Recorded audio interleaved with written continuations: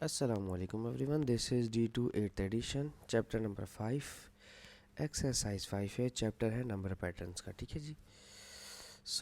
कहते हैं हमें आपको यहाँ पर कि the nth term of the sequence is given by 2n square plus 1. Write down the first 4 terms of the sequence. Okay, no problem.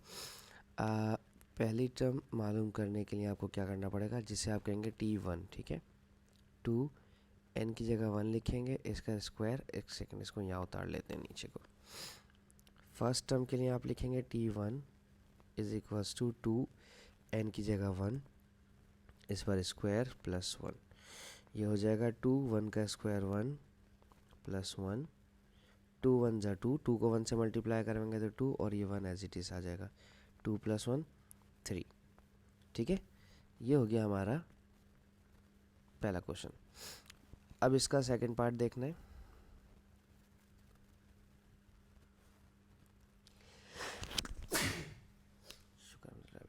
I am so sorry. Second part इसमें अभी इसकी सेकंड टर्म निकालनी है। ठीक है, हमने 4 terms निकालनी है। T2 is equals to 2, N की जगह अब आप 2 रखेंगे प्लस 1, बाकी सब ऐसे ही रहेगा। ठीक है, 2, 2 का स्क्वायर 4 प्लस 1, 4 को 2 से मल्टीप्लाई करवाएं 8, 8 + 1 9। ठीक है, ये सेकंड टर्म आ गई 9। अब हमें करनी है थर्ड टर्म।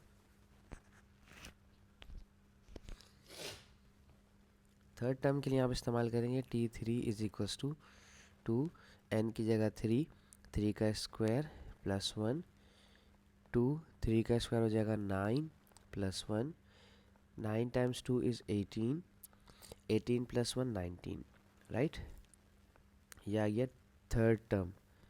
अच्छा, अब निकालना है फोर्थ टर्म, क्योंकि उन्होंने कहा हुआ है कि फर्स्ट 4 टर्म्स मालूम कीजिए। ऐसा ही है, तो 2, 4 का स्क्वायर प्लस 1, सो 2 और 4 का स्क्वायर हो जाएगा 16 + 1, 16 × 2 = 32, 32 + 1 33। ठीक है, ये हमारा ऑप्शन नंबर ए कंप्लीट हो गया। ऑप्शन बी में क्या कह रहे हैं? ऑप्शन बी में कह रहे हैं the first 4 terms of another sequence is 1 7 13 1 7 17 31। By comparing this sequence with the sequence in part A, write down in terms of n the formula of n term of the sequence and find the 38th term. Okay, देखें ये ना बार बार आपको question में ना देखने को मिलेगा। अभी जो सीक्वेंस आई है मेरी आई है वो है 3 और 9 और 19 और 33। ठीक है, और पार्ट बी की सीक्वेंस देखें 1 7 17, 1 7 17 और 31। अब आप गौर करें, इन दोनों सीक्वेंस को गौर करें ज़रा। 3 में से 2 माइनस किया तो 1 आ गया, 9 में से 2 माइनस किया 7, 19 में से 2 माइनस किया 17, 33 में से 2 माइनस किया तो 2 माइनस किया तो 31। तो मेरे हिसाब से इसकी जो जो पहली जो ऊपर लिखी हुई है इसकी टर्म क्वेश्चन में ऑलरेडी बनी हुई थी 2n स्क्वायर प्लस 1, यही थी ना। और इसकी टर्म मालूम करने के लिए हमें ऊपर वाली टर्म से 2 माइनस करने पड़े, यानी कि 2n स्क्वायर वाली टर्म में से 2 माइनस करने थे। सही है ना, जैसे मैंने अभी आपको थोड़ी देर पहले समझाया।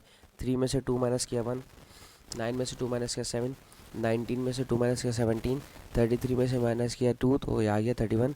तो इस पूरी सीक्वेंस में से 2 माइनस कर देंगे तो हमारे पास इस वाली सीक्वेंस की टर्म बन जाएगी। ठीक है, तो एन टर्म क्या बनेगी हमारी? Tn is equals to 2n square. इसे देखें 2n + 1, ये कितना 1 माइनस 2 कितना हो जाएगा? 2 में से 1 गया तो 1 बचा, माइनस का 1। ठीक है, 2n स्क्वायर माइनस 1। नहीं यकीन तो चेक कर लो। n की जगह 1 रखो 7 आ जाएगा, n की जगह 2 रख के सॉल्व करो, 1 सॉरी n की जगह 1 रखो 1 आ जाएगा, यहाँ पे 1 रखो 1 आ जाएगा, यहाँ पर n की जगह 2 यानी कि स्क्वायर रखेंगे 2 का तो 7 आ जाएगा, 3 रखेंगे स्क्वायर के साथ 17 आ जाएगा, 4 रखेंगे स्क्वायर के साथ तो 31 आ जाएगा। ठीक है, आप चेक करना चाहें तो कर सकते हैं। अच्छा, पार्ट 2 में पूछते हैं hence find the 38th term. ये हमारा जो अभी जो आंसर आया है ये आया है ऑप्शन 1। अब हमें चाहिए 38th टर्म, तो n की जगह 38 लिखना है, या t के पास भी छोटा सा, और तेरी कैलकुलेटर चाहिए बच्चों। -1 वैसे करके देखें बिना कैलकुलेटर के। 38 को मल्टीप्लाई करवाना है 38 से,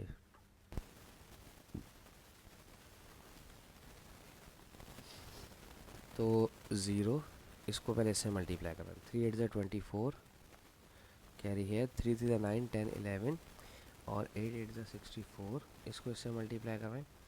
8 8 64, 8 3 24, 24 और 6 30, इसे प्लस कर दें। 4 और 4 और 4 और 1, तो 2 टाइम्स 1 ट्रिपल 4 और -1। अब इसको 2 से मल्टीप्लाई करवाएं। 2 4 ज़ा 8, 2 4 ज़ा 8, 2 4 ज़ा 8, 2 1 ज़ा 2, और 1 2 8 8 -1, तो 2 8 8 7। T38 कितना आ गया? 2 8 8 7। ठीक है जी। अब असल में सीन क्या है, क्वेश्चन ना कुछ ऐसे ऐसे आ जाएंगे आपके पास कि आपको विदाउट हेल्प ऑफ कैलकुलेटर करने पड़ेंगे, लेकिन लगेगा कि वो P1 के हैं, P2 के हैं। अब देखिए मैंने इसमें कैलकुलेटर का इस्तेमाल नहीं किया ना, आपको मैनुअली करके बता दिया मैंने, तो ऐसे आप भी करना चाहें तो यकीनन कर सकते हैं। और हो सकता है मोस्ट प्रोबेबली ये हो कि आपको करना भी पड़े, टीचर आपको क्वेश्चन देते आपको लगे कि कैलकुलेटर का है, लेकिन वो आपको मैनुअली करना पड़े। ठीक है, अब हम देखते हैं इसका question 15।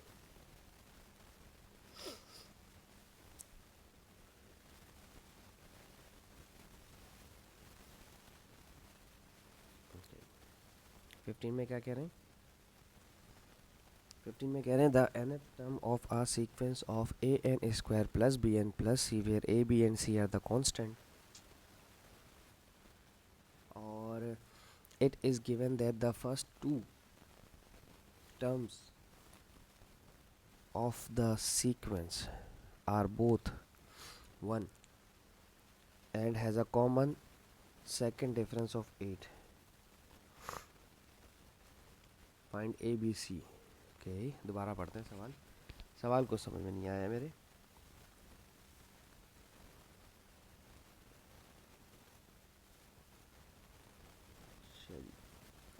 The nth term of a sequence a square plus bn plus c where a b and c are the constant. It is given that the first two terms of the sequence are both 1. Okay, पहला भी 1 होगा हमारे पास, दूसरा भी 1 होगा। ठीक है, okay, and the sequence has a common second difference of 8। Okay, second difference यानी कि अगर आपको याद हो, जैसे लेट से मेरे पास कोई सीरीज़ होती है ए और बी और सी और डी, इन दोनों का डिफरेंस ये कहलाता है फर्स्ट कॉमन डिफरेंस। ठीक है, ठीक है, और इसके बाद जो यहाँ पे नंबर आ जाएगा, लेट से इसको नाम देते हैं ई और एफ और जी, और जब इन दोनों को आप माइनस करवाते हैं तो ये कहलाता है सेकंड कॉमन डिफरेंस। ठीक है,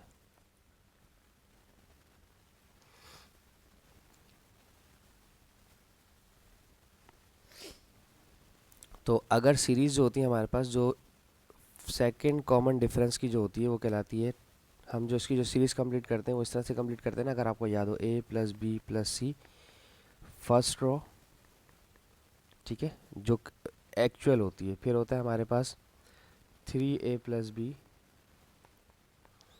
ये होती है सेकंड रो।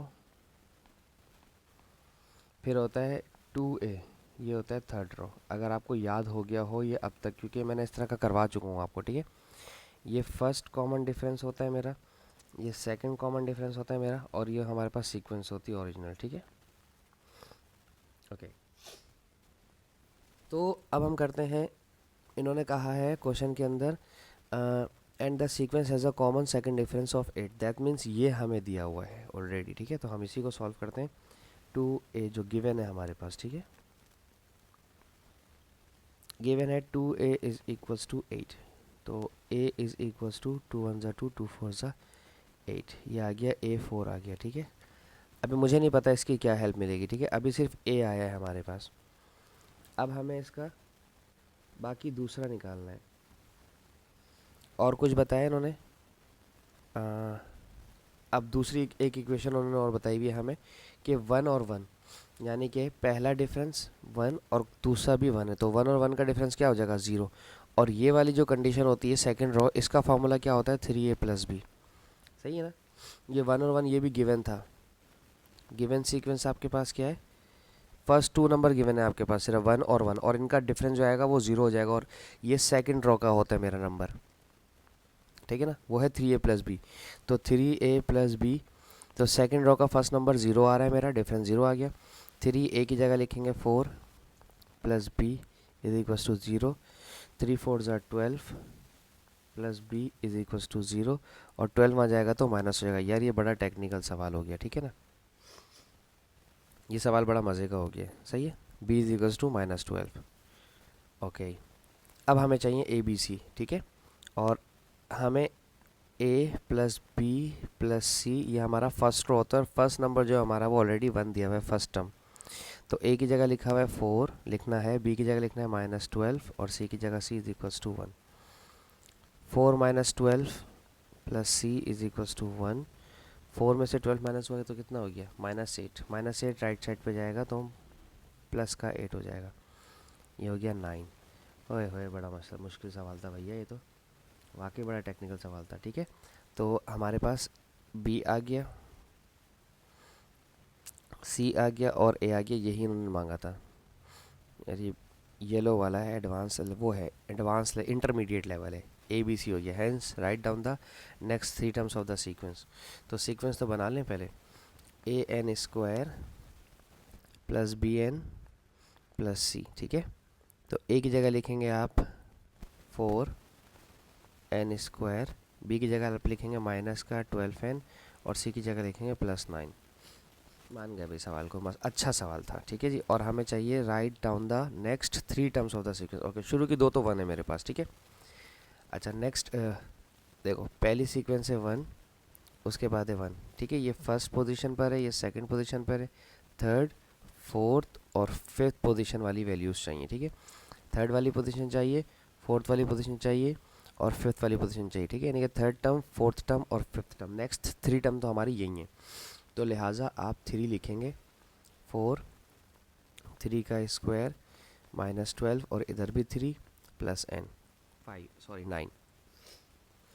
4 3 का स्क्वायर हो जाएगा 9 -36 प्लस 9। 4 9 ज़ा 36 -36 प्लस 9, तो ये कैंसिल हो जाएंगे, तो थर्ड टर्म आ जाएगी 9। ठीक है, यहाँ लिख देता हूँ मैं 9। ठीक है, अच्छा अब चाहिए फोर्थ टर्म। फोर्थ टर्म के लिए n की जगह 4 रखना है, और स्क्वायर -12 और 4 और प्लस का 9। 4 4 ज़ार 16 -48 plus 9। 16 times 4 is 64 -48 plus 9। 64 plus 9 कितना हो जाएगा? 73 -48, और इसे माइनस करें 5 और 25।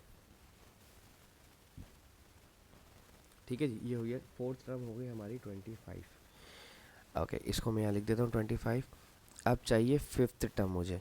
फिफ्थ टर्म के लिए लिखेंगे T N is equals to 4, और इधर लिखेंगे 5 का स्क्वायर -12, और ब्रैकेट में अगला 5 और देन +9।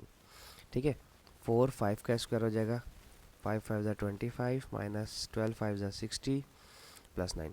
25 4 ज़ा 100, 100 माइनस 60 प्लस 9, ये हो जाएगा 49 आई गेस। ठीक है ना, तो दैट्स इट 49, और इसको यहाँ लिख दें 49। फोर्थ फिफ्थ टर्म भी मेरी 49 आ गई। ये था भाई, अच्छा सवाल था थोड़ा सा।